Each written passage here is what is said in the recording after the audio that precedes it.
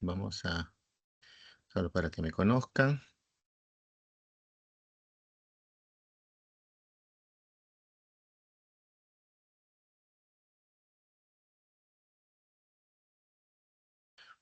Bueno, es- el síndrome de HELP como entidad en la parte de ginecobstetricia, chicos, es un evento muy peligroso. Eso es... Uy, ¿qué pasó acá? No, no. ¿Y ahora?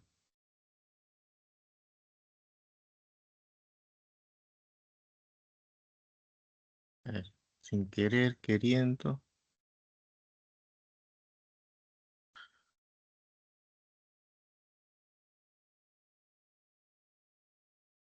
Ya. Y es una emergencia en gineco-obstetricia, sobre todo en lo que es el aro, ¿no? Obstetricia de alto riesgo. Tengamos en cuenta que esta es una patología que va asociada generalmente a a otra gran patología, que es la hipertensión inducida por el embarazo. Eso es eclampsia y eclampsia, ¿no? Puede ir de la mano, generalmente en casi un 85-75% podemos encontrar un síndrome de HELP. HELP solo en un promedio de 15 a 20%, ¿no? Pero generalmente, y como les cuento, es una entidad muy peligrosa, con un índice o un pronóstico de mortalidad en la gestante. Dependerá mucho del grado de lesión, sobre todo, y afectación de un órgano tan noble como es el hígado, ¿no? Siempre bueno, los primeros investigadores, los primeros médicos que se interesaron o vieron, ¿no?, esta patología y que trataron de estudiarla y darle una clasificación, un tipo de manejo para que nosotros podamos tener un parámetro o una línea de cómo trabajar o cómo actuar ante la eventualidad, ante la presencia de este tipo de patología, ¿no? Mm, Ya a mediados del siglo pasado, porque estamos en los años 50, Pitcher fue el que empezó a ver o evaluar, a estudiar a esas madres gestantes que presentaban este tipo de comportamiento. En el año 82, en los años 80, son- ya acuñar el síndrome de HELP, ¿no?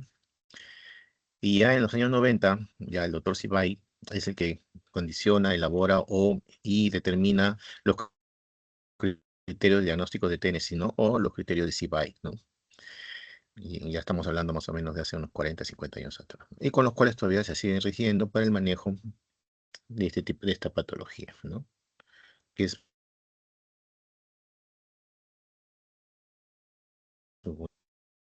en esta imagen vemos cómo vemos la imagen del hígado a través de una tomografía, ¿no? Y la flechita moradita, no sé si mi cursor se ve también. ¿Se ve mi cursor, por si acaso? No, doctor. Ya, entonces la flechita moradita nos indica, como dice arriba, el gran hematoma subcapsular que se puede presentar, ¿no?, en el hígado, ¿no? Como producto del trastorno, ¿no?, de la lesión hepática, ¿no?, del tejido hepático, la congestión vascular que se produce, la ruptura de los sinusoides, ¿no? A mayor lesión, a mayor compromiso, el índice de severidad y el pronóstico de mortalidad es mucho mayor, ¿no? Para recordar, pues, lo que es el síndrome de Head, ¿no? La referencia a las principales alteraciones que se presentan en el cuadro clínico de estos pacientes, ¿no? Corresponde, pues, a la sigla de las alteraciones, ¿no? Que debemos o que debemos de encontrar, ¿no? La hemólisis, ¿no?, que es la H, enzimas hepáticas alteradas, L, ¿no? Y LP, que son las plaquetas bajas, ¿no? Las siglas son en inglés, HELP, ¿no?, hemólisis, liver enzymes, ¿no? Low plaquets, ¿no? Son las características de esta patología, de este síndrome, ¿no? ¿No? Para determinar, ¿no? Lo que nos dice lo que es la hemólisis, ¿no? El aumento de las enzimas hepáticas y la caída o la depresión de las plaquetas.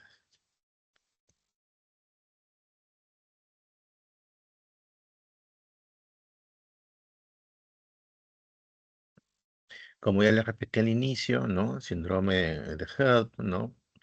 Va precedido generalmente por un proceso hipertensivo, proteinuria, ¿no? Como ya hemos dicho también, puede presentarse en gestaciones normales, alrededor del 15 a 20% sin preeclampsia, solo precedido por algunos trastornos hipertensivos.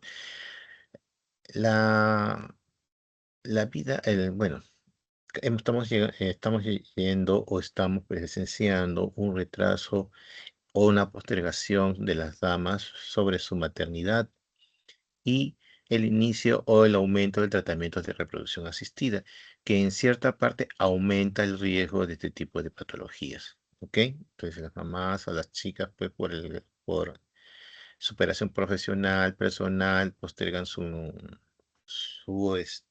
maternidad y las poblaciones femeninas con mayor edad tienen una cierta tendencia a tener mayor riesgo, ¿no?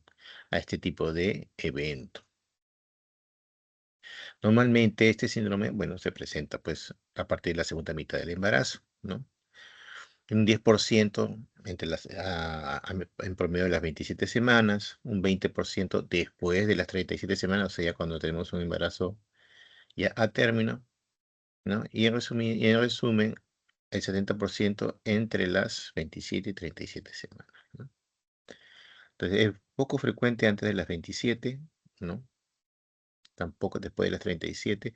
Y en la zona de prematuridad, entre las 27, después de las 20 y antes de las 37, es donde podemos encontrar este tipo de problemas. Entonces, un punto más para el problema que sucede o suele presentarse con este tipo de patología. ¿Ok? Entonces, obviamente, como las siglas de esta identidad síndrome de HELP, ¿qué tenemos que ir a determinar? Pues una evidencia de anemia, de tipo hemalítica, microangiopática, ¿no? Una disfunción hepática a través de las enzimas hepáticas, trombocitopenia, ¿no? Pues que puede presentarse tanto en la gestación, en la misma gestación, en el parto o en el posparto, ¿no? Como les digo, no necesariamente con o sin ningún trastorno de tipo hipertensivo. Ujú.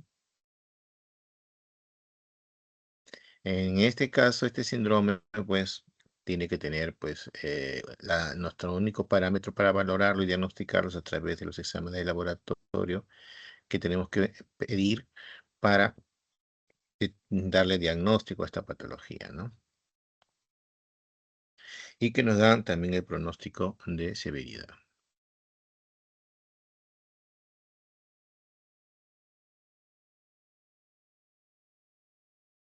¿no? Entonces tenemos que ver, pues, que la hemólisis, ¿no? Va asociada a la presencia de anemia, ¿no? La esquitocitosis, que son los hematíes fraccionados o fragmentados, ¿no? Presencia baja, pues, de aptoglobina, ¿no? Elevación, sobre todo de la deshidrogenasa láctica, producto de la hemólisis, ¿no? Mayor a 600 unidades, aumento de las bilirrubinas, ¿no? Pues, sea aumento de la hemoglobina libre, ¿no? Aumento del DHL y la disminución de la aptoglobina sérica son dos marcadores bastante referenciales sobre este diagnóstico síndrome de Gel. Sobre todo nosotros usamos mucho el DHL, ¿no? Mayor de 600 nos indica que se está presentando un síndrome de HELP, aparte de la hemólisis o de la anemia, de las enzimas hepáticas aumentadas, ¿no? Y de las plaquetas bajas, ¿no? Menos de 150.000, ¿no?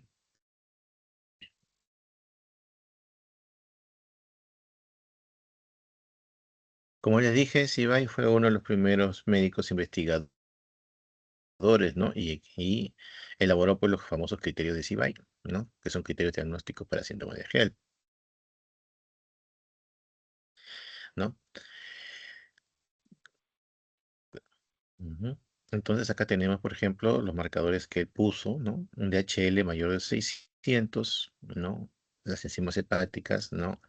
La AST, la transferasa mayor de 70, y un recuento plaquetario menor o igual a 100.000, como refería el doctor Sibay, para determinar ya el diagnóstico de un síndrome de HELP, ¿no? Entonces, acuérdense, enzimas hepáticas bajas, ¿no? Sobre todo la transferasa, el dosaje de HL mayor a 600, que nos traduce que hay una hemólisis, ¿no? Y la baja del recuento plaquetario, pues menor de 100.000, ¿no? La severidad va asociada a los parámetros que hemos encontrado, ¿no? Un gel completo, pues cuando tiene los tres parámetros que estamos determinando, y un incompleto solamente cuando tiene por lo menos un parámetro de los antes señalados, ¿no? Entonces, el incompleto o, como se dice también, parcial o total, ¿no? Martin es otro de los estudiosos, ¿no? Que en la Universidad de Mississippi, otra escuela, también clasifica el síndrome de HELP. Él lo clasificó en tres categorías, ¿no? Pero él lo clasifica a través del dosaje de plaquetas, ¿no? Entonces pone tres clases, ¿no? La clasificación de Mississippi o de Martin, ¿no? Nos dice que según el número de plaquetas, el conteo de plaquetas, cuando menor es, el riesgo o la severidad es mucho mayor.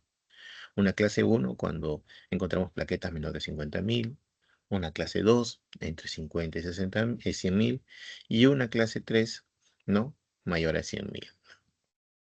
Entonces, a menor conteo, mayor riesgo, peor pronóstico también sobre el cuadro que estamos presentando, ¿no?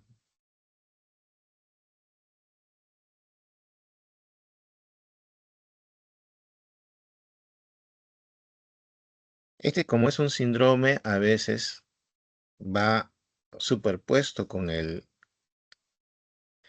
preeclampsia severa, y a veces la sintomatología es casi parecida, ¿no? Los síntomas más comunes puede ser la epigastralgia, ¿no? O dolor en el hipocondrio derecho, ¿no? Que tanto se puede presentar en el síndrome de HELP como en la preeclampsia severa como signo premonitorio, ¿no? Ujú.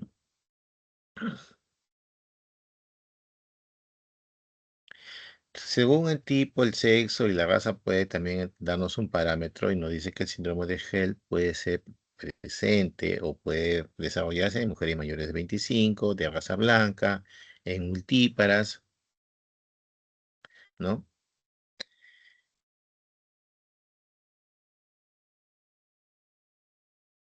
Como les digo, las manifestaciones son muy variadas, ¿no? Y con frecuencia son inespecíficas. Básicamente, como les digo, epigastralgia, dolor en hipocondrio derecho. Es lo que generalmente suele presentar la paciente, ¿no? A veces náuseas, vómitos, malestar general, dolor de cabeza, que son también las sintomatologías que van asociadas a una preeclampsia severa, o sea, se confunden, ¿no? Puede presentarse a veces como una dispepsia, como una epigastralgia, como si fuera una gastritis, ¿no? Con síntomas de malestar general. No hay una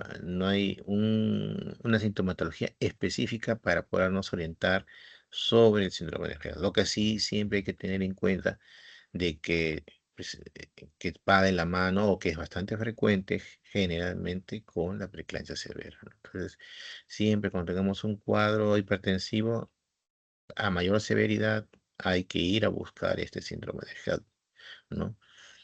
Que va de la mano con este tipo de pacientes, ¿no?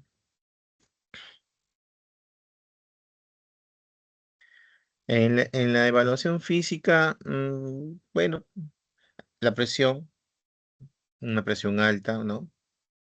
Puede ser un parámetro, ¿no? La gran mayoría, un 30% presenta hipertensión moderada, ¿no? Y el 50% presentan hipertensión grave, ¿no? Entonces estamos asociándolo a una preeclampsia severa. Entonces, la presión en sí no es un parámetro diagnóstico, pero sí nos orientaría, ¿no? a sospechar un cuadro de síndrome de HELP concomitante a una hipertensión inducida por embarazo, como una preeclampsia severa. En la fisiopatología vemos porque en el síndrome de HELP involucra pues básicamente un daño de las paredes de los vasos, ¿no? O sea, un daño endotelial, que es la causante de desarrollar este tipo de patología, ¿no? O sea, del daño de la capa íntima, ¿no? Las alteraciones en la presentación, en la presencia de complejos inmunes, ¿no?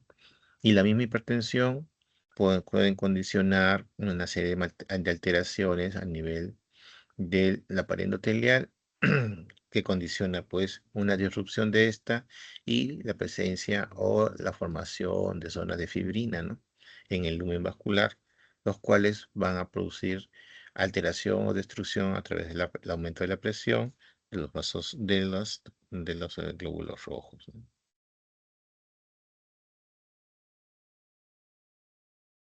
¿No? En base a eso también se produce una activación del sistema de coagulación, una disrupción en el equilibrio tanto en el descenso del óxido nítrico, que tiene efecto vasodilatador, ¿no? Aumenta la resistencia de los vasos sanguíneos, se produce la agregación plaquetaria, ¿no? En las zonas de lesión vascular, endotelial, ¿no? Se libera una serie de tromboxanos, serotoninas, ¿no? Que conllevan pues a este tipo de lesión y al compromiso pues a nivel hepático sobre todo, ¿no?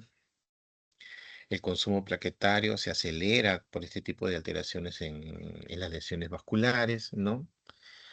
Hay microtombos, hay depósitos de fibrina, ¿no? Hay la afectación endotelial, sobre todo en los órganos diana, tipo riñón, hígado principalmente, y en el útero, ¿no? Hay un aumento de la megacariocitosis, ¿no? ¿No? Eso quiere decir destrucción de plaquetas, como parte de la fisiología, ¿no? En la preeclampsia, la vida media de las plaquetas disminuye, se reduce a 3 a 5 días, lo normal es un periodo de 10, por eso va asociado a una disminución severa. En horas puede caer el número de plaquetas, ¿no? Y si está asociado a un síndrome de HELP, obviamente esto va a ir en detrimento de la vida media de este tipo de plaquetas, ¿no? Baja mucho más rápido. Se afecta mucho la integridad estructural, ¿no? De este tipo de elemento en la sangre, ¿no?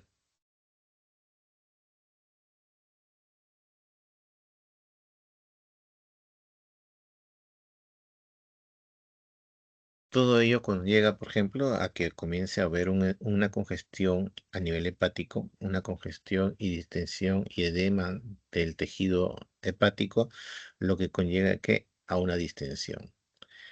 Y esta distensión produce un aumento de tensión sobre la cápsula de Gleason, ¿no? Que es la estructura o la capa que envuelve el hígado, ¿no? El aumento de la tensión, el edema condiciona el dolor a nivel del cuadrante superior derecho, ¿no? O en el hipocondrio derecho, en el epigastralgia y a la epigastralgia y al dolor de la epigastralgia por radiación. Lo que duele sobre la distensión no es el tejido hepático, sino la cápsula de Gleason, que comienza a distenderse o a aumentar su tensión producto de todo el proceso de edema y destrucción del tejido hepático, ¿no? Si hay una afectación masiva, podemos encontrar grandes hematomas o hemorragia hepática, ¿no? Debajo de la cápsula de Gleason, pues el hematoma subcapsular. Como vimos en la imagen tomográfica, se presenta como una gran lesión por debajo de la cápsula, ¿no? Acá también tenemos un parámetro, ¿no? En la imagen, ustedes ven ahí al lado izquierdo de la pantalla, ¿no? El hígado, ¿no? Las flechitas amarillas indican una zona de hematoma, ¿no? Que se encuentra subcapsular, porque se encuentra debajo de la cápsula de Gleason, ¿no? Concerniente, pues, a un síndrome, producto de un síndrome de HELP, ¿no?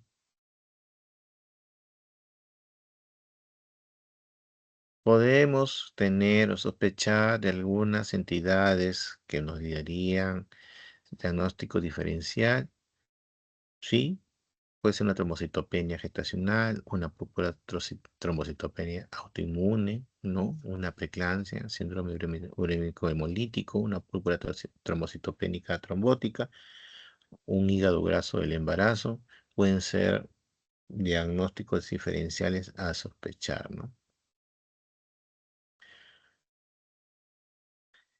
Como ya le repetí al inicio, dentro de las complicaciones maternas, esta entidad es de alta mortalidad materna, ¿no?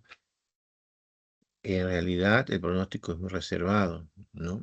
Por eso hay que tratar de diagnosticarlo de la manera más precoz para tomar las medidas del caso. Una ruptura de estos hematomas es un evento bastante penoso, ¿no? Muy sombrío, es catastrófico, ¿no? Cuando se produce, ¿no? Porque prácticamente el, el, el hígado se convierte como una gelatina, ¿no? Lo único que contiene que no produzca una gran hemorragia es la cápsula, pero cuando la cápsula se rompe, se viene una hemorragia que es incontenible, porque no hay a dónde poner puntos, no hay a dónde suturar, porque el parénquima hepático es como una gelatina, ¿no? Lo que se conlleva solamente es hacer, ¿cómo se llama? Compresión, packing cuando entran los cirujanos y esperar a que eso se resuelva, pero el pronóstico es muy sombrío. De los casos que yo he visto, ninguno de las dos pacientes sobrevivió, porque generalmente la ruptura se produce posparto, ya sea después de una cesárea o después de un parto normal, ¿no? Si es que en algún momento llega, porque si es después de una cesárea, generalmente el mismo útero hace la descompresión, pero cuando se descomprime por la salida del bebé y el útero reduce de tamaño, es en ese momento donde el evento es mucho más abrupto y se precipita. Ujú,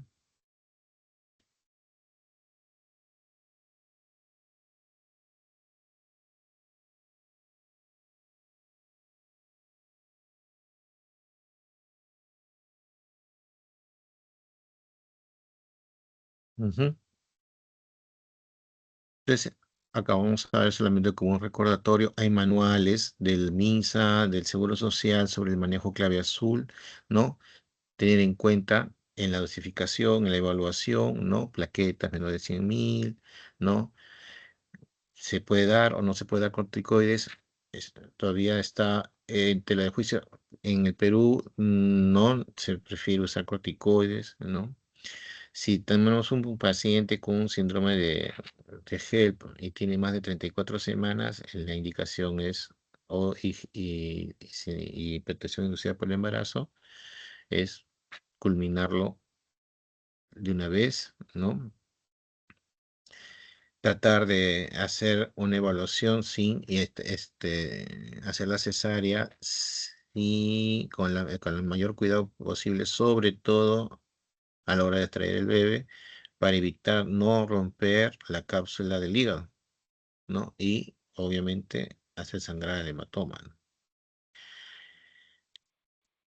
En pacientes menores de 34 semanas, la conducta es expectante dependerá mucho de cómo va la evolución del bebé y de la madre, o solamente tratar de completar la maduración pulmonar y culminar la gestación, ¿no?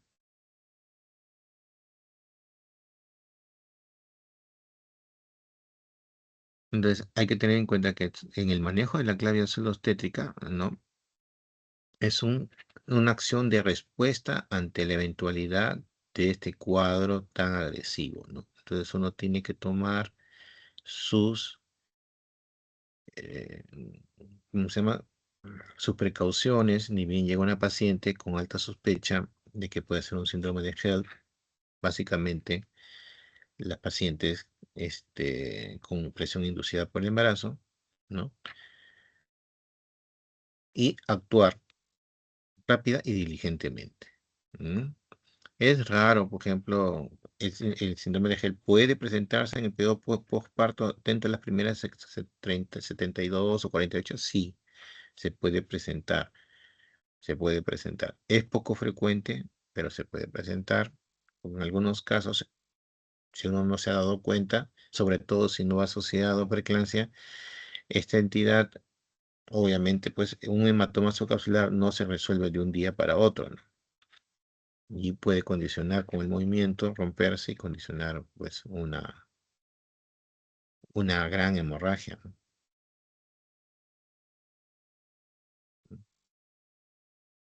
Entonces acá nosotros tenemos que tener en cuenta que cuando llega una paciente, ¿no? Llega una paciente a la emergencia con preeclampsia, pues, supongamos con una preeclampsia severa, con, con síntomas de que pueda condicionar un síndrome de HELP. Cada personal dentro de la emergencia tiene una posición en este tipo de pacientes, ¿no? Código azul. El médico o el que hace de comandante, que hace el especialista, el médico general, ¿no? Se encuentra ubicado a la izquierda de la paciente, ¿no? El técnico de enfermería se encuentra a la cabecera para ayudar, para movilizar, para traer las cosas que necesitamos. La enfermera al lado derecho de la paciente o la obstetriz o la obstetra, ¿no? Para canalizar la vía, para ver cómo está, sacar las muestras, ¿no? A los pies de la paciente, porque pueden ser las posiciones rotativas. La obstetra me valora latidos fetales, ¿no? Ve la parte de las contracciones, ¿no? Y el laboratorista que se encuentra a la mano por detrás del médico general, ¿no? O del especialista, ¿no? O el que haga de comandante, que comande el equipo, ¿no? Se encuentra ahí ubicado para hacer las tomas, pues, de muestra, de examen de sangre, sobre todo, para ver, pues, y mandarlas al laboratorio, ¿no? Y poder realizar los exámenes, pues como el hemograma, urea, creatinina, perfil de coagulación, recuento de plaquetas, ¿no? DHL, ¿no? Eh, las enzimas hepáticas, ¿no? Y agilizar el trabajo, ¿no? Entonces, cuando llega una paciente, cada uno ya sabe un rol, sabe cuál es su rol, ¿no? Y para no estar chocándonos entre uno con otro, sino ya cada uno debe de saber su posición y qué función debe de hacer, ¿no? Debe de realizar, ¿no? Este es un esquema de clave azul del Ministerio de Salud, esto está vigente hasta el momento, ¿no? ¿No? Es el mismo que manejamos para eclampsia, ¿no? Severa o eclampsia, ¿no? Preeclampsia severa o eclampsia, ¿ya?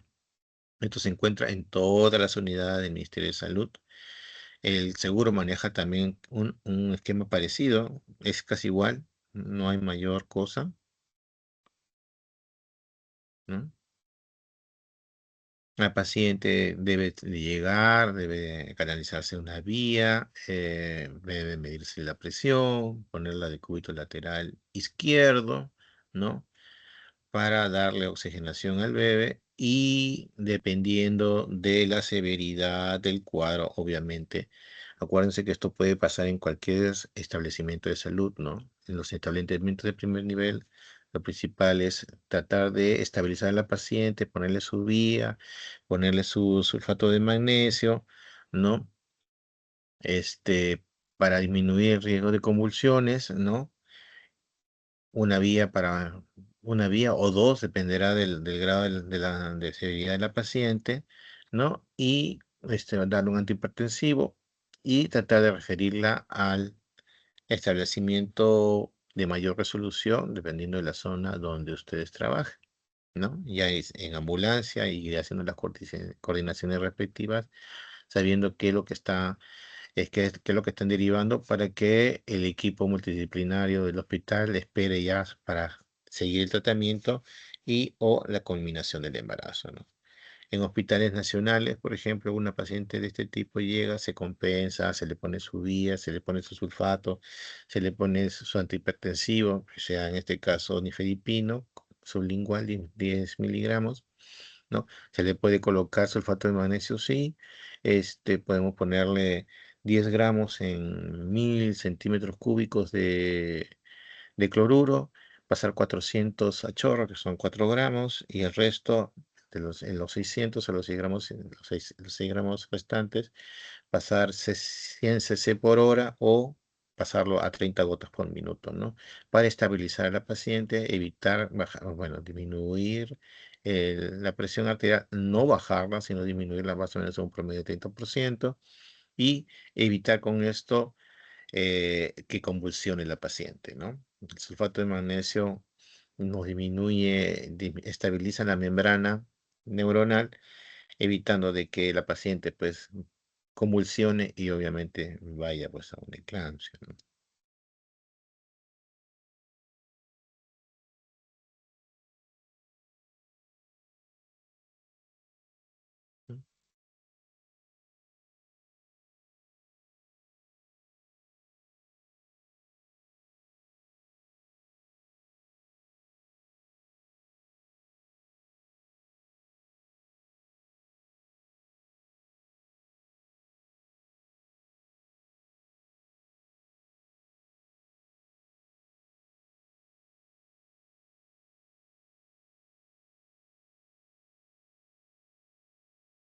En momentos ha colgado.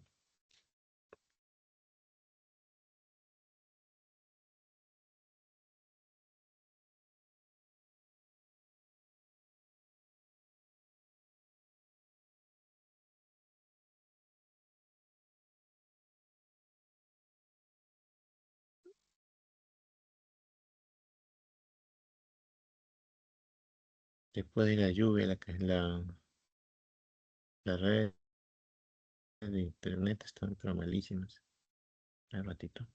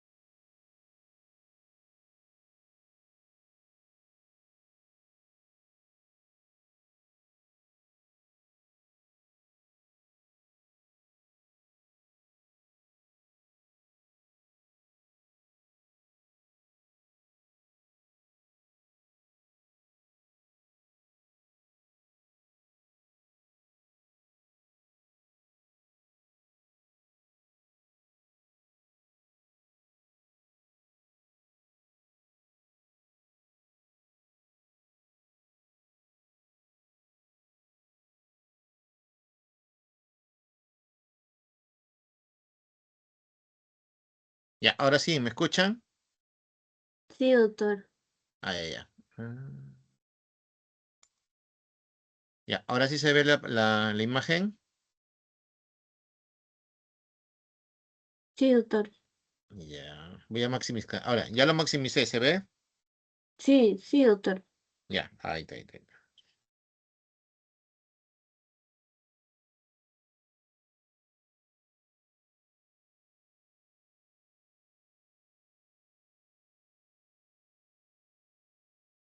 Esto ya lo hemos visto.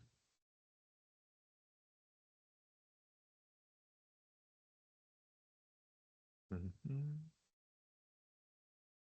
ujú. Ah, ya, nos quedamos en este cuadrito. Se ve mejor el cuadro, ¿no es cierto?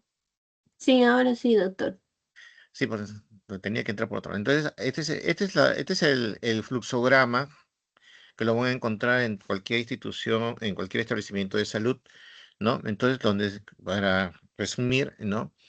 La función que tiene cada uno de nosotros, ¿no? Cuando llega una paciente, ya sea con síndrome de HELP o con una preeclampsia severa o eclampsia, ¿no? Entonces cada uno tiene una posición, el médico general a la izquierda, o el médico, ¿no? En ese caso, es el que está a la izquierda de la paciente, de la gestante, de la puérpera, porque acuérdense que en la puérpera también puede presentar preeclampsia y eclampsia, ¿no? O porque puede presentarse postparto también, ¿no? Inclusive después de que le han dado de alta y a los 2, 3 días, un parto al día siguiente, a los 2 días, generalmente se le da de alta, ¿no? Y puede estar regresando, ¿no? Entonces, cada uno de los miembros del equipo multidisciplinario, ¿no? El médico a la izquierda, a la cabecera el técnico de enfermería, la enfermera al lado derecho de la paciente, ¿no? El laboratorista detrás del médico, la obstetriz o el obstetra, ¿no? A los pies de la gestante, ¿no? Y cada una, por ejemplo, y cada uno va a manejar un espectro, ¿no? El médico, como usted dice, evalúa a la paciente, ve funciones vitales, indica el tratamiento según el caso que se presente, ¿no? Pedir, pues, si está gestando a la paciente, pruebas de bienestar fetal, una ecografía, un NST, lo que tengamos en la mano, latidos en el peor de los casos, ¿no? Si estamos en un centro de salud, una zona de atención de primer nivel, estabilizar al paciente y hacer la referencia al hospital de mayor resolución para que acepte la referencia y se envíe y estén atentos a su llegada, ¿no? El médico también conversa con los familiares por la condición, el estado de la paciente, ¿no? La enfermera, pues, ve la vía aérea permeable, coloca la intravenosa, ¿no? El suero, el cloruro, ¿no? Hidrata a la paciente, indica, pues, ¿cómo se llama? Colocar el sulfato de magnesio, ¿no? Como le digo, el sulfato de magnesio al 20%, la ampolla trae 2 gramos. Acuérdense siempre de eso. Entonces, normalmente nosotros usamos 10 gramos, entonces son 5 ampollas. Esas 5 ampollas, que son 10 gramos, se diluyen sino, en un cloruro, ¿no? En 1000, ¿no? En un cloruro de 1000 centímetros cúbicos, ¿no? Entonces, por la dilución, vamos a tener 1 gramo por cada 100 centímetros cúbicos, acuérdense siempre, ¿no? Entonces, cuando tenemos una paciente con un estatus de esta índole, como una hipertensión inducida por una preeclampsia severa, básicamente, ¿no? Lo que tratamos de canalizar la vía y pasar inmediatamente 4 gramos, no de sulfato de magnesio. En este caso, si tenemos 1 gramo por cada 100 centímetros cúbicos, pasaríamos 400 centímetros cúbicos o 4 gramos a chorro viendo venoso para impregnar a la paciente, ¿no? Y luego pasar 30 gotas por minuto, los 600 centímetros cúbicos, ¿no? Restantes, o pasar 100 cc por hora, ¿no? Con el resto del volumen que queda, ¿no? En algunos casos, por ejemplo, cuando la paciente viene en un estatus convulsivo, por ejemplo, obviamente no se puede canalizar una vía. Entonces, en ese caso, se puede colocar 2 gramos de sulfato de magnesio intramuscular a la nalga, una ampolla en cada nalga. Si todos sabemos que la ampolla trae 2 gramos, Entonces le estamos administrando también 4 gramos vía intramuscular, porque a veces obviamente la paciente llega convulsionando, no se le va, o viene chocada, ¿no? Y no se le puede canalizar una vía adecuada, también el sulfato de magnesio se puede administrar vía intramuscular, ¿no? Monitorizar presión arterial, ¿no? Administrar 1 gramo de aldomet o metildopa, ¿no? Vía oral. Si no hay respuesta, en 2 horas administrar nifedipino, 10 miligramos vía oral, ¿no? En caso de convulsiones, ¿no? Como te digo, podemos administrar sulfato de magnesio, 2 gramos endovenoso lento, ¿no? O si tenemos diazepam, 10 miligramos de diazepam endovenoso lento también puede ser la acción, ¿no? Este, el sulfato de magnesio, bueno, lo están considerando como un anticonvulsivante, pero en realidad es un preventivo de las convulsiones. No maneja el cuadro convulsivo en sí. O sea, llega convulsionando la paciente, el sulfato de magnesio no va a trabajar de manera adecuada. Usar diazepam en todo caso para relajar a la paciente. Posteriormente a la convulsión, sí, el sulfato de magnesio nos va a ayudar mucho más porque va a estabilizar la membrana. Es igual cuando tiene criterios premonitorios, ¿no? La paciente, o sea, signos como dolor de cabeza, escotoma, zumbido de oídos, cefalea, ¿no? Epigastralgia, hiperreflexia, ¿no? Que son los signos premonitorios de una convulsión. Usar el sulfato de magnesio en ese momento nos ayudará a prevenir, ¿no? ¿No? La presencia de convulsiones en esta paciente, ¿no?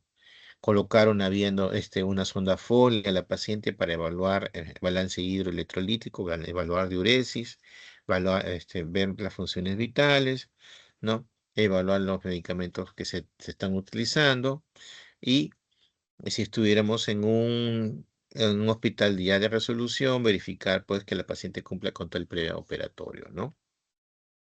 La obstetriz o el obstetra, ¿no? O la obstetra, porque ahora se llama, que son obstetras, ¿no? Tiene que ver la parte, pues, de la paciente, la gestación, ¿no? Evaluar si puede estar en trabajo o no de parto, ¿no? Ver si es gestante o es puérpera, ¿no? Toma, en algunos casos, si tenemos las tiras reactivas para prueba de orina, ¿no? Para determinar proteinuria, también podemos usarla. En el caso que no hubiera una enfermera, la obstetriz asume el rol para la preparación del paciente para hacer operaciones o pasaría a sala de partos si esta paciente tiene condiciones para un parto, ¿no? Que generalmente no lo tiene, salvo que venga ya en expulsivo, pero es raro, ¿no? El laboratorista, como le digo, es el que toma pues todas las pruebas, ¿no? Le mata el hemograma completo, perfil de coagulación, urea, creatinina, grupos sanguíneos, factor RH. Realiza, si en el caso de que esté comprometido, está muy mal, estamos en un hospital grande, hacer las pruebas cruzadas, tomar las muestras para las pruebas cruzadas, ¿no?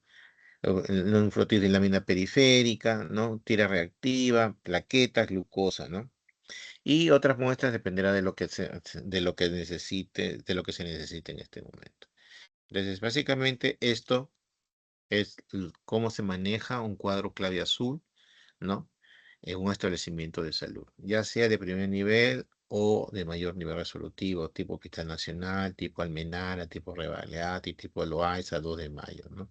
Entonces, y a todo el personal se le hace una capacitación cada cierto tiempo para estar a tono, estar empapados, ¿no? Y preparados para un posible evento. Acuérdense que los hospitales nacionales generalmente llegan a este tipo de pacientes ya referidas, ¿no? Pero en un centro de salud tenemos, si llegan, por ejemplo, pueden estar haciendo sus serums, ¿no? O en Lima, en un centro de salud básico, entonces saber cómo actuar básicamente y dar el auxilio, los primeros, los primeros auxilios, como se dice, o la primera atención a esta paciente, ¿no? Con eso ya podemos salvarle la vida, ¿no? ¿No? Es lo que ya estábamos viendo, ¿no? Con los criterios de clave azul, ¿no? Lo que es, pues, ya hemos visto la preeclampsia, eclampsia, está dentro del clave azul, síndrome de Gel, la ruptura hepática, ¿no? Que puede ser generalmente causa per se, pues, por un síndrome de Gel, ¿no? poner a la paciente en el cúbito lateral izquierdo, darle oxígeno, su vía, controlar la presión arterial, ver cómo están sus plaquetas, ¿no? Lo que tengamos también a la mano, ¿no? Porque a veces, pues, obviamente, ya un hemograma con plaquetas menor de 100.000 ya nos está orientando, pues, de que presión alta, preeclampsia, nos está orientando que la paciente puede estar entrando a un síndrome de HELP, ¿no? O sea, porque a veces son las pruebas más rápidas, ¿no? Si tenemos para dosar pruebas hepáticas, ¿no? Ya nos ayudaría un poquito más, ¿no? No todos los centros de salud tienen para determinar DHL, ¿no? Otros exámenes, pero ya con los básicos, un hemograma nos da hemoglobina para ver anemia, nos da plaquetas, ¿no? Ya nos está orientando a que esta paciente puede, o si está ictérica, ¿no? Pálida, ¿no? Nos está indicando de que esta puede estar haciendo un síndrome de HELP, ¿no?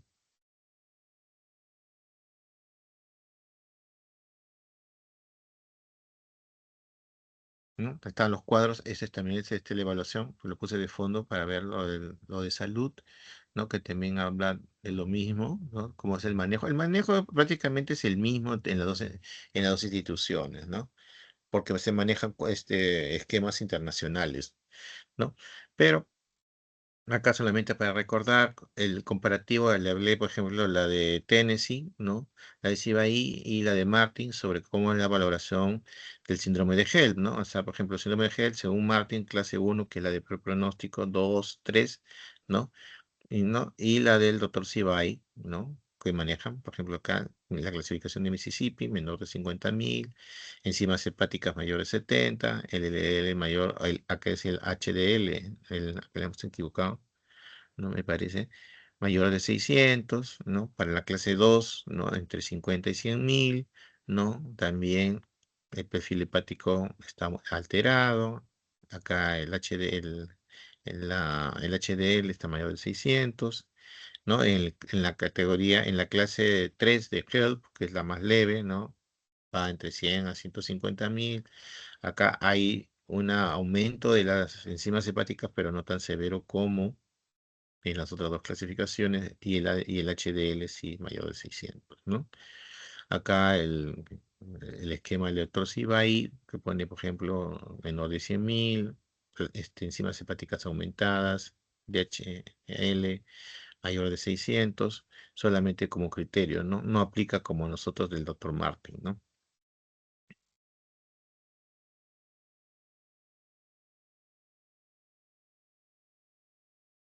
Entonces es un esquema más o menos de cómo se maneja síndrome de HELP, ¿no? Primer nivel, segundo nivel, tercer nivel, ¿no? Identificar a la paciente con signos y síntomas objetivos del síndrome de HELP, que se puede hacer en los tres niveles, administrar sulfato de magnesio, que en todos los niveles debe de haber, transfusión de plaquetas, no se realizará de acuerdo al criterio clínico y deberá ser manejada de acuerdo a los criterios establecidos, pero eso se hace pues, en hospitales de tipo 1, 2 o hospitales nacionales, ¿no?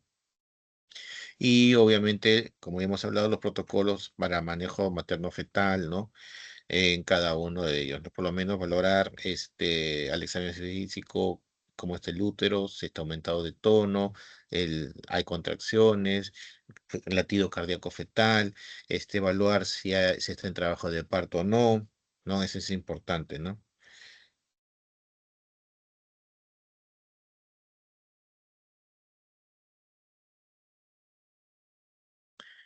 También hay que tener en cuenta que cuando nosotros usamos el sulfato de magnesio, hay que tener en cuenta que a las dosis podemos también presentar signos de intoxicación, ¿no? Por sulfato de magnesio. Entonces, ¿qué tenemos que valorar? El reflejo tendinoso, ¿no? Si hay una hiporreflexia o hay ausencia de reflejos, una frecuencia respiratoria menor a 12, ¿no? Una diuresis también que puede disminuir, ¿no? Son causas de que podemos estar frente a una intoxicación por sulfato de magnesio. Acuérdense que le ponemos, le damos una dosis de ataque de 400 centímetros cúbicos, que son 4 gramos, y después los otros 6 gramos que quedan en el frasco de 1.000, ¿no? En los 600, le vamos a pasar cada 30 minutos. Entonces también hay que valorar cómo está la diuresis, cómo está el reflejo, los reflejos osteotendinosos, ¿no? Sí, por reflexia o arreflexia y frecuencia respiratoria, ¿no? Son los signos que debemos de evaluar para que la paciente no entre en una intoxicación por sulfato de magnesio, ¿no? Y se puede ir al otro lado, ¿no? A una depresión, ¿no? Un problema, a un distrés respiratorio, ¿no? Y estamos en problemas, ¿no?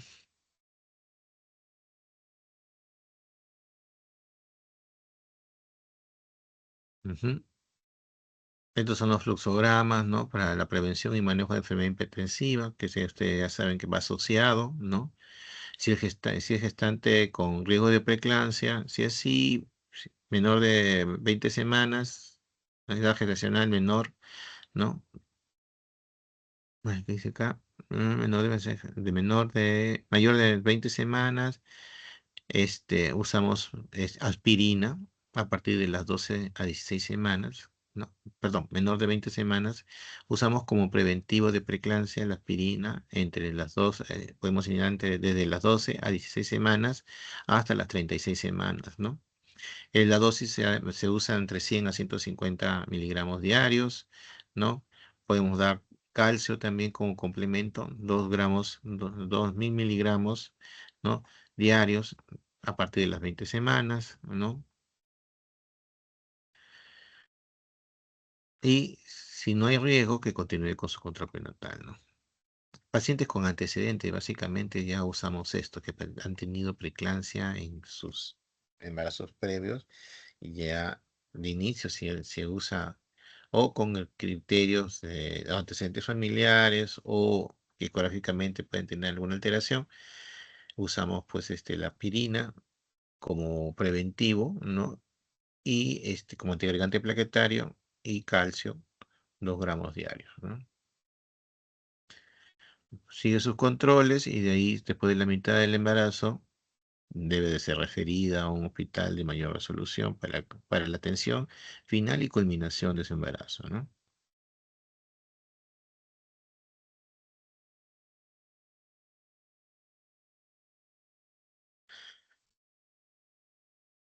Ujú. El uso de corticoides en síndrome de HELP o para mejorar los niveles de plaquetas es controversial, ¿no?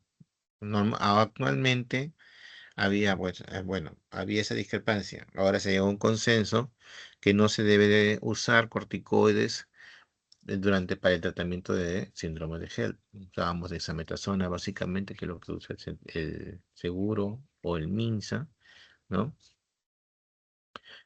Para mejorar la calidad. Ese es para mejorar los niveles de plaquetas, ¿no? Pero en algunos casos, por ejemplo, si es un bebé prematuro y tenemos que darle maduración pulmonar, ese es otro tema. Ya, ahí sí debiéramos de darlo, ¿no? Como maduración pulmonar, ¿no?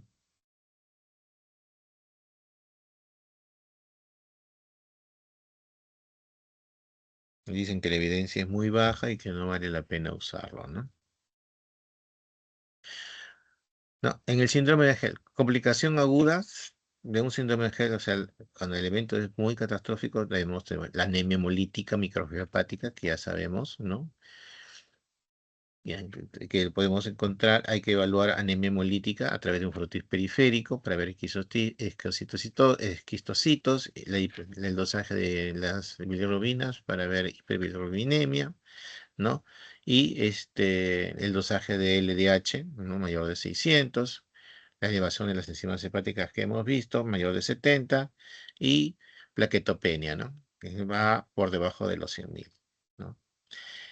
La evaluación de este tipo de parámetros debe hacerse cada 6 a 8, a un promedio de cada 8 horas, básicamente, ¿no? Para ver cómo va la paciente comportando. ¿Por qué? Porque es un síndrome de HELP en una paciente con preeclampsia, porque a veces entran pacientes preeclánticas para estudio o para estabilizar porque es prematuro, ¿no? Y que pueden hacer en cualquier momento síndrome de HELP. Ese es un parámetro de culminación del embarazo, ¿no? se va disparando ¿cómo se llama? La presencia de anemia hemolítica a través del DHL, básicamente, las enzimas hepáticas y las plaquetas. Y estos valores pueden alterarse en el curso de las horas, ¿ah? O sea, yo he visto pacientes que han entrado para estudio de preeclampsia severa o con preeclampsia severa sin criterios, todo normal, a las 8 horas se le vuelve a hacer control y todo esto está volando, está alterado. Y es criterio de culminación del embarazo, ¿no? No, a veces no nos permite ni siquiera terminar de madurar al bebé, ¿no? Con una o dos dosis tiene que entrar, ¿no? ¿No? Porque el evento es bien, bien agudo, bien agresivo, ¿no?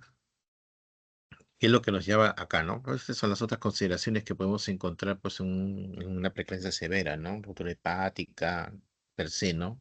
Al síndrome de HELP, ¿no?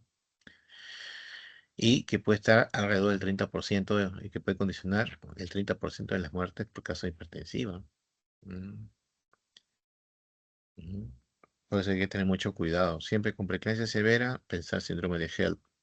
Van de la mano. Y todas estas pruebas se piden de rutina, ¿no? La paciente con preeclampsia severa se le pide todo. Entra aparte que se la estabiliza, se le pide perfil hepático, perfil hemograma, perfil de coagulación, transaminasas, urea, creatinina, porque son los parámetros que tenemos que tener basales y que vamos a ir evaluando con las horas para determinar si hay alguna severidad. Comienza a haber alguna alteración, nos está indicando que está siendo un síndrome de HELP y lo que no queremos es que llegara a esto, ¿no? A una ruptura hepática con un porcentaje bien elevado de 30% de muerte materna.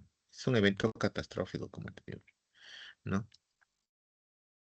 Acuérdense, anemia hemolítica, enzimas hepáticas por encima de 70, plaquetas menor de 100.000, ¿no? Son los indicadores, nuestros parámetros para definir un HELP, ¿no?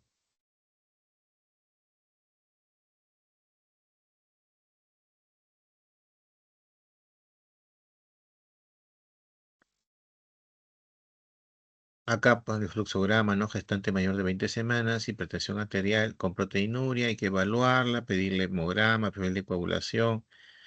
El síndrome de HELP generalmente va asociado a presión alta. Entonces, generalmente estos comportamientos pueden presentarse después de la segunda mitad del embarazo, ¿no? La preeclampsia se presenta generalmente después de las 20 o las 22 semanas de embarazo, ¿no? Es rarísimo encontrar preeclampsia antes de las 22 semanas, inclusive en pacientes con hipertensión crónica. Es raro, es raro, es raro, ¿no? Todas las complicaciones después de las 22 semanas, ¿no? Entonces acá, ¿no? Evaluación del estado general de la paciente, hemograma, perfil de coagulación, hepático, renal, una ecografía Doppler, ¿no? Pruebas antifosfolipídicas, si tiene menos de 34 años, dímero D, ¿no? Para ver el síndrome o anticuerpos, antifosfolípidos, ¿no? Si es si valoremos si es una preeclampsia severa, si no, manejo según el caso. Si hay preeclampsia severa, control, hay que evitar el control de la crisis hipertensiva, ¿no? Con sulfato de magnesio, ¿no? ¿No? O con el diazepam, prevenir las convulsiones con sulfato de magnesio. Si la paciente está inestable, ¿no? Oiga, tiene que ir a UCI, ¿no? Valorar complicaciones maternas. Si no hay, evaluación fetal. Si hay, terminar la gestación, ¿no? Si la evaluación materna si hay compromiso fetal, hay que valorarlo. No, maduración pulmonar. Si es menor de las 34 semanas, si tiene más de 34 semanas, se culmina la gestación. En algunos casos hemos entrado con presencias severas, que están más o menos estables, evaluando sus parámetros, solamente esperamos maduración pulmonar y culminamos gestación en la medida que nos permita el estado gestacional, ¿no? En estos casos, la culminación se decide ya sea por compromiso fetal o por compromiso materno, sea la edad que tenga la gestación. Ujú. Esto solamente para que vean que dentro de clave azul, ¿no? La hipertensión inducial del embarazo, hipertensión crónica sobreañadida, que son las causas o los antecedentes que nos pueden condicionar, ¿no? Una preeclampsia, ¿no? Para lo que es criterio de preeclampsia severa, acuérdense, presión mayor o igual a 160, proteinuria en orina mayor a 3 gramos, en orina de 24 horas, o si tenemos la tira reactiva, 3 cruces en la emergencia, nos está diciendo que ya también es una paciente con una preeclampsia severa. Obviamente, presencia de edema en miembros inferiores, ¿no? Sobre todo por encima del tobillo, ¿no? 1, 2, 3 cruces, ¿no? Trastorno en el volumen urinario, oliguria, ¿no? Una creatinina aumentada, mayor de 1,2, síntomas que pueden indicar inminencia de convulsiones, ¿no? O los síntomas premonitorios, ¿no? Cefalea frontal o occipital, ¿no? Por la cefalea, obviamente es por una encefalopatía hipertensiva, ¿no? Por la crisis hipertensiva que está presentando, ¿no? El edema, el dolor abdominal, generalmente se ubica en el epigastrio y se irradia al 40 superior derecho o al hipocondrio derecho.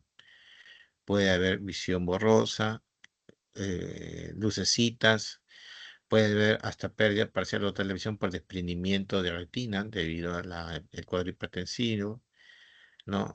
Visión acuosa, acúfenos, ¿no?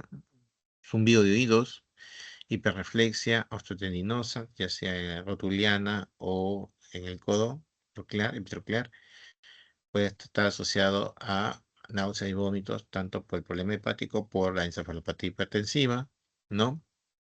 Y el estado de la paciente, ¿no? Que puede estar soporosa o llegar en estado de inconsciencia si ha funcionado, ¿no? El manejo de la presión, ¿no?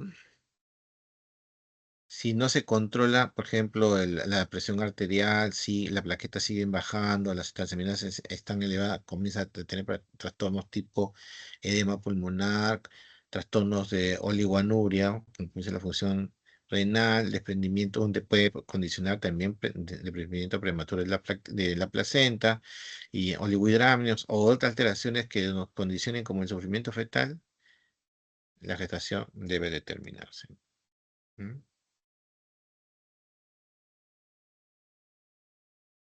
Ujú. Entonces acá son imágenes tomográficas para que ustedes vean. ¿Ve mi puntero? Sí se ve, doctor. Estas son las zonas donde hay lesión, ¿no? Acá hay un cálculo. Acá también vean, este es el hígado, en el lóbulo izquierdo, la gran lesión que hay donde está la flechita amarilla, ¿no? Con la tomografía, cómo se ve un hematoma subcapsular, ¿no? Mm. Acá, igual, miren. Hay diferentes, a mayor compromiso de lesión. Miren el gran hematoma subcapsular que tiene, ¿no? Acá en la imagen que está a la derecha, ¿no? Las flechitas nos indican el borde de lo que queda del parénquima hepático, ¿no? Entonces imagínense, y esto se rompe la cápsula de Gleason, o sea, se rompe el hematoma subcapsular, se rompe la cápsula y todo esto sale. Y el sangrado es masivo. Y la paciente se muere. Terminan en UCI, pero el pronóstico es muy, muy sombrío. Inclusive, a veces teniendo cuidado, el pronóstico sin rotura de cápsula, solamente teniendo el hematoma, imaginen esta gran lesión, imagínense la anemia hemolítica que puede, aparte la anemia por el puesto es como una hemorragia, el pronóstico es bien sombrío. Sin rotura, tampoco el pronóstico no es muy bueno. Entonces los proteos periféricos para ver los esquistocitos, ¿no?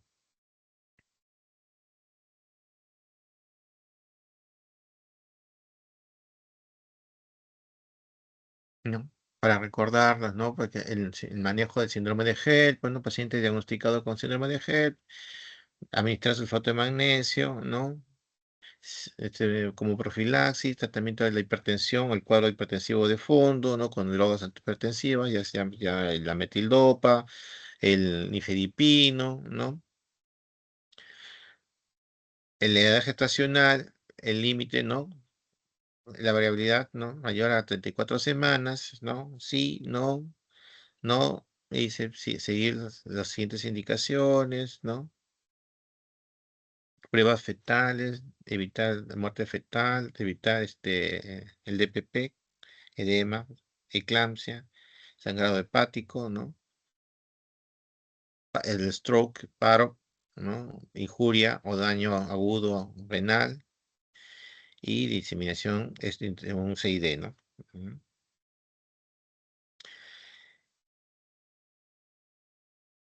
Si tiene este tipo de alteraciones, obviamente culminar la gestación. Si no, evaluar, dar betametasona por 48 horas para maduración pulmonar y culminar la gestación. Criterios para el síndrome de Head, ¿no? La hemólisis, ¿no? Evaluar frotis de sangre periférica, bilirrubina sérica, aptoglobina sérica, ¿no? Anemia severa, ¿no? Enzimas elevadas, hepáticas, como hemos visto, 2 veces por encima de su valor normal o más de 70, ¿no? Y las plaquetas menores de 100.000. Eso nos está condicionando, ¿no? El futuro de esta paciente. Acá tenemos, por ejemplo, como menor de 32 semanas, entre las 32 y 34 semanas y mayor a las 34 semanas, ¿no? Menor de 32 semanas, administrar corticoides, ¿no? Manejo, monitoreo de la paciente, ¿no? Si hay complicación materna, cesárea. Si la paciente está estable, monitorizar a la paciente día a día hasta que, como digo, haga una complicación y termine la paciente en culminación alta, ¿no? Generalmente, ¿no? Si está en 32 y 34 semanas, también administrar corticoides para maduración pulmonar, ¿no?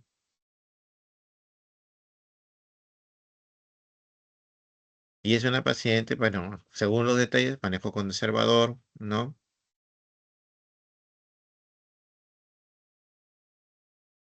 Hacer el seguimiento y el control, por lo menos que llegue, por lo menos, tratar de mantenerla que llegue, por lo menos continúe el embarazo por lo menos 2 semanas, ¿no?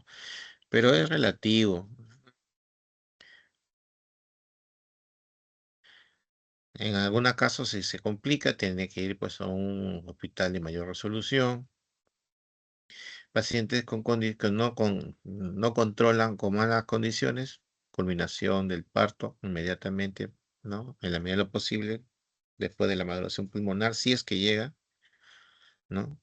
Si los parámetros de la paciente están estables, monitorearlo, ¿no? Monitorización diaria, ¿no? En unidades de cuidados especializados, ¿no? Paciente con síndrome de Gel, con más de 34 semanas, culminación del embarazo por vía cesárea. Se supone que después de las 34 semanas, el bebito ya se supone, entre comillas, tiene ya completa maduración pulmonar. Entonces ya es una indicación para culminar gestación.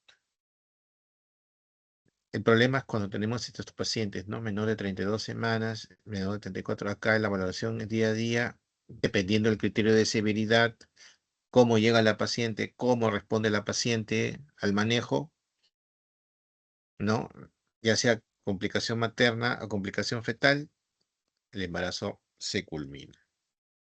Aquí, después de las 34 semanas, ya tenemos esto, culminación de directamente. ¿Mm? Este es otro esquema, ¿no?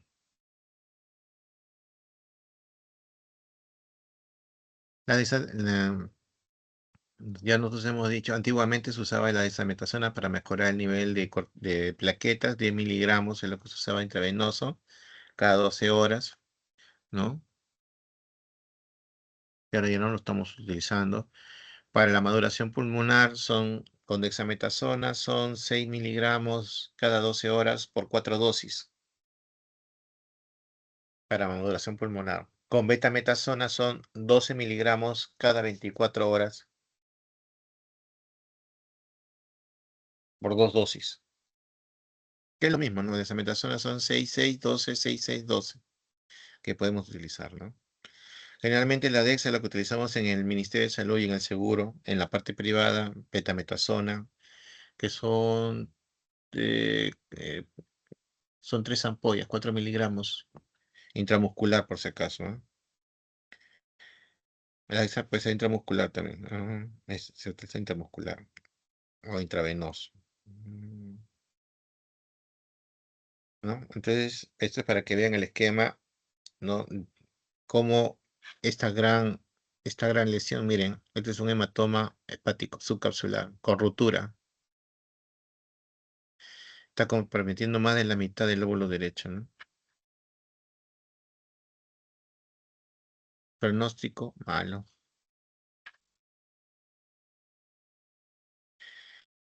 Acá generalmente el manejo ya es quirúrgico, entran los cirujanos, si hay especialistas de cirugía de hígado, entran, si no entran los cirujanos generales, pero ante una ruptura lo que produce el manejo es empaquetar, ¿no? Poner packing, que son poner gasas para comprimir la zona del lecho cruento y evitar con eso disminuir en la medida de lo posible el sangrado.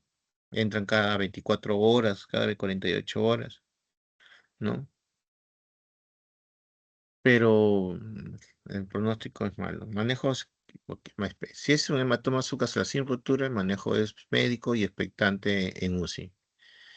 Si hay rotura, tiene que dar los cirujanos, allá en la limpieza y espera. Acuérdense que este es un hígado que está congestivo, o sea, está edematizado, por decirlo, ¿no? Entonces, es como una gelatina, ¿no? Como una papilla. Entonces, esto no tolera ningún punto de sutura, se desgarra totalmente porque el tejido es un tejido muy suave, muy friable, por la congestión que se ha producido, ¿no?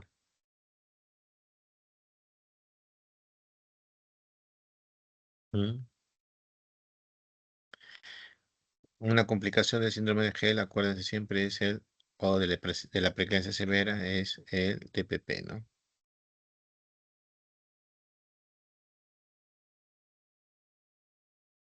Y hay, como se dice, imitadores, ¿no? De un síndrome de HELP, ¿no? Entonces hay que hacer también este diagnóstico diferencial con posibles patologías donde hay trombocitopenia, alteración de las enzimas hepáticas, urea, creatinina, ¿no? Entonces en ellos hay que descartar, aparte del síndrome GEL, por ejemplo, si no es ¿cómo se llama? Un síndrome urémico hemolítico, ¿no? Un síndrome patorrenal, ¿no? Púrpura trombocitopénica idiopática, ¿no? Que son ¿cómo se llama? Los diagnósticos diferenciales que podemos manejar ¿no? Como alternativas, ¿no?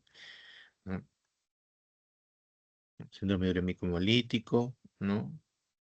Púrpura trombocitopénica, el HELP, ¿no? Falla hepática aguda, ¿no? O hígado graso del embarazo, ¿no? Son las otras tres patologías en las cuales podemos encontrar dolor abdominal, ¿no? Anemia, ¿no?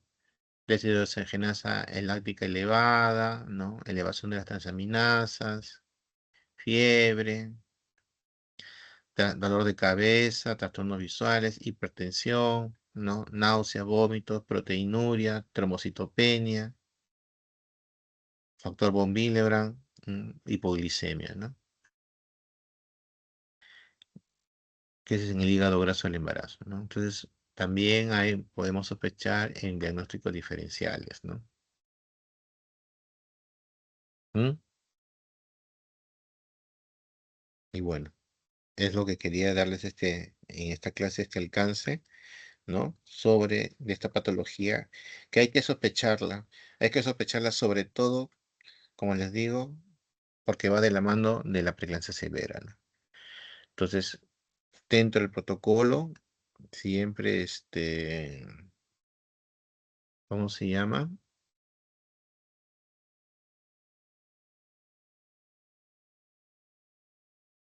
Este tipo de patología hay que ir a buscarla y tratar de identificarla porque su pronóstico es malo, ¿no? Y es criterio de culminación también de un embarazo.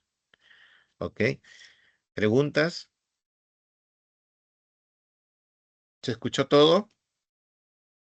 Sí, se escuchó todo. Doctor, Sí, otra consulta. doctor. De criterios de preeclampsia severa que haya presentado, ¿es necesario que se cumplan todos los criterios o solamente con uno bastaría o dos? Básicamente, en una preeclampsia severa, la presión es la que manda. Si tú tienes una presión mayor de 160 sobre 110, ya es un criterio para culminar gestación si tiene más de 40, de más de 34 semanas.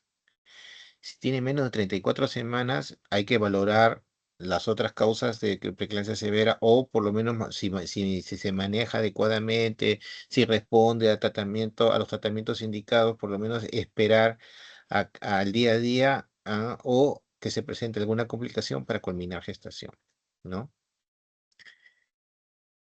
Es lo que nosotros actuamos, ¿no? Pero la presión en preeclampsia severa es la más importante, ¿no? Si tiene más de 34 semanas, no tiene obviamente condiciones para una inducción, básicamente culminación del embarazo. Si tiene 37 semanas y tampoco, o no está con contracciones, por ejemplo, o llega, por ejemplo, ponte con contracciones, está con presión alta, y ustedes ven que la paciente, como monitorizándola y que el trabajo de parto no va a ser, calculando, va a ser menos de 4 horas, pudiera darse lactancia vaginal. Pero si no tiene condiciones, cesárea. Generalmente las programamos de frente, pero hay hospitales y hospitales, ¿no? Pero el signo, el punto, el signo básico es obviamente la presión alta, ¿no? Una preeclampsia severa mayor de 100. Y obviamente, si vas sumándole más puntos, o sea, trastornos, epigastralgia, escotomas, dolor de cabeza, náuseas, vómitos, dolor en hipocondrio, o sea, esa paciente ya está sumando más puntos para culminar su gestación, ahí nomás ya no nos da tiempo, ¿no? Y sobre todo si tú ves que los exámenes de laboratorio salen súper alterados, y a hablar, esa paciente debe de culminar gestación sí o sí, ¿ok? Sea la edad que tenga. Está bien, La doctor. edad que sea. ¿Sí? ¿Otra pregunta?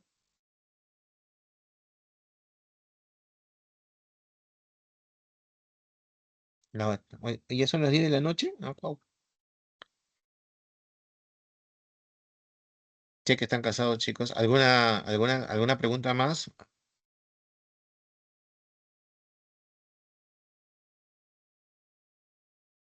Acuérdense siempre, síndrome de HELP, anemia hemolítica, ¿no? Hemólisis, enzimas hepáticas alteradas, plaquetas bajas, menor de 100.000,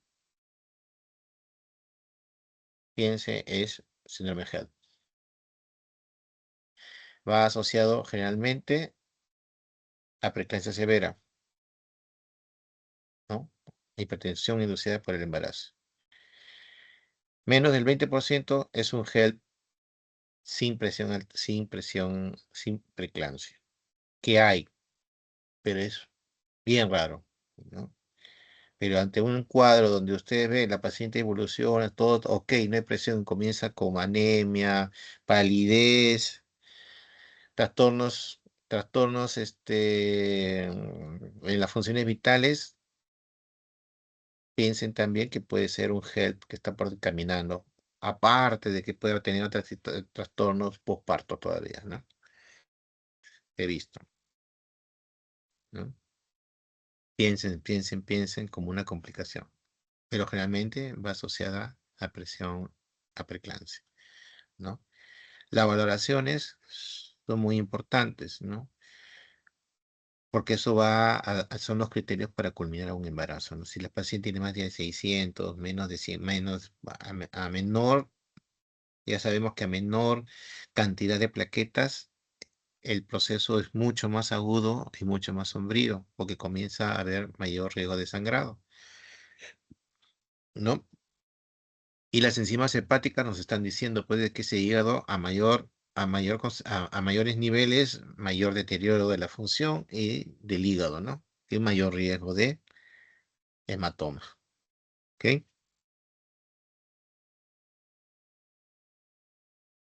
¿Preguntas?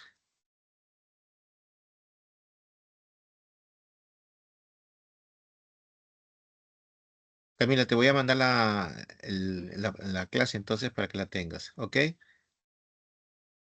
Sí, doctor, por favor. Ya, muy bien. Entonces damos por concluida la clase. Gracias. Que tenga buenas Gracias, doctor. noches. Buenas noches. Ya. Gracias, doctor.